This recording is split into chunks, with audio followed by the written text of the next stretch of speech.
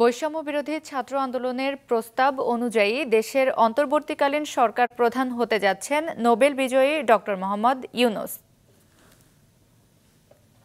গতকাল সন্ধ্যা ৬টা থেকে রাত ১২টা অন্তর্বর্তীকালীন সরকার গঠনের বিষয়ে বঙ্গভবনে রাষ্ট্রপতি ও ৩ বাহিনীর প্রধানদের সঙ্গে বৈঠক শেষে হাসি মুখে ফেরেন বৈষম্য বিরোধী ছাত্র আন্দোলনের সমন্বয়করা। খণ্ডকালীন এই সরকারের প্রধান হিসেবে নোবেল বিজয়ী অর্থনীতিবিদ ডক্টর মোহাম্মদ ইউনূসের নাম আগেই প্রস্তাব করা হয়েছিল।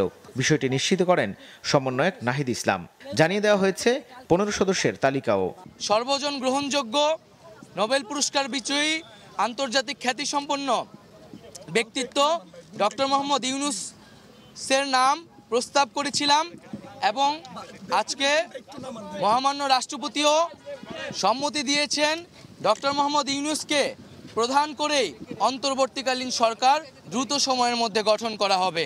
উনি দেশে এসে পৌঁছাবেন এবং এর মধ্যেই আমাদের তালিকাটিও চূড়ান্ত হয়ে যাবে এবং হয়তো আমরা ২৪ ঘন্টা বা তারও কিছু সময়ের মধ্যে অধিক কিছু সময়ের মধ্যেই আমরা পূর্ণাঙ্গ যে সরকার অন্তর্বর্তীকালীন সরকারের শপথ যে বিষয়টি সেটি আমরা করে ফেলতে পারব। বৈঠকে বৈষম্য বিরোধী ছাত্র আন্দোলনের পক্ষ থেকে উপস্থিত ছিলেন ১৩ সমন্বয়ক, ছিলেন ২ শিক্ষকও। তবে সবচেয়ে বড় প্রশ্ন রয়ে গেছে অন্তর্বর্তীকালীন এই সরকারের বৈধতা আর সময়সীমার বিষয়টি।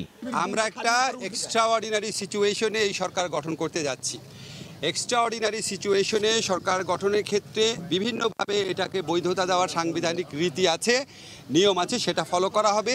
সরকারের মেয়াদ এখনই ঠিক করা হয়নি, উনি আসার পর এই ব্যাপারে একটা ঘোষণা আসবে। বর্তমান পরিস্থিতিতে সব ধরনের অরাজকতা ঠেকিয়ে শৃঙ্খলা ধরে রাখতে দেশের সবাইকে এক হয়ে কাজ করার আহ্বান জানান সমন্বয়করা। মাহমুদ কমল, মাছরাঙা সংবাদ, ঢাকা।